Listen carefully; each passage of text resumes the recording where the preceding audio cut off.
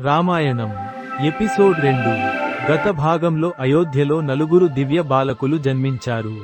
ఇప్పుడు అదే బాలక రాముడు మొదటిసారి గురువు ఆశ్రమంలో అడుగుపెట్టబోతున్నాడు. గత భాగంలో అయోధ్యలో దివ్య బాలకులు జన్మించారు. ఈరోజు అదే చిన్న బాలకుడు గురువు ఆశ్రమానికి వెళ్తాడు. మరియు గురువే ఆశ్చర్యపోయే అద్భుతం జరగబోతోంది.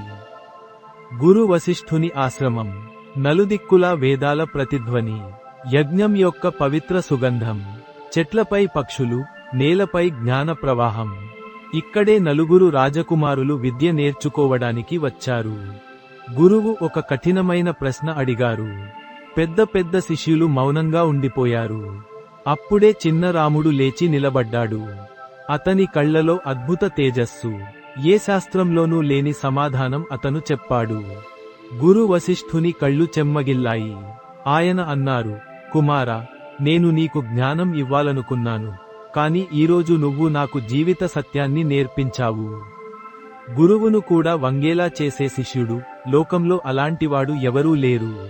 రాముడు వేదాలు, శస్త్రాలు, నీతి, ప్రతి విద్యలో నైపుణ్యం సాధించాడు. కాని అతని అతిపెద్ద శక్తి అతని వినయం. అతని చిరునవ్వుతో ఆశ్రమం మొత్తం వెలిగిపోయేది. ప్రతి శిష్యుడు అతన్ని తన సోదరుడిగా భావించేవాడు. కాని విద్య పూర్తి కాగానే ఒక మహారుషి ఆశ్రమానికి వస్తారు, విశ్వామిత్రుడు.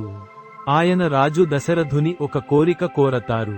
అది ప్రతి తండ్రి హృదయాన్ని కంపింపజేస్తుంది. దశరథుడు తన ప్రియమైన రాముడిని పంపగలడా? తరువాతి ఎపిసోడ్లో చూడండి.